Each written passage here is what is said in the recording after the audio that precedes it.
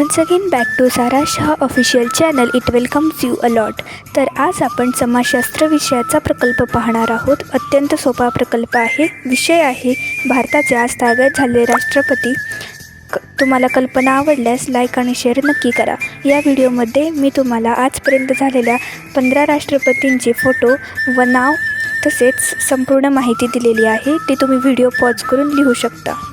तसेच व्हिडिओ आवडल्यास लाईक आणि शेअर नक्की करा. चॅनलवर नवीन असल्यास सबस्क्राईब करायला विसरू नका.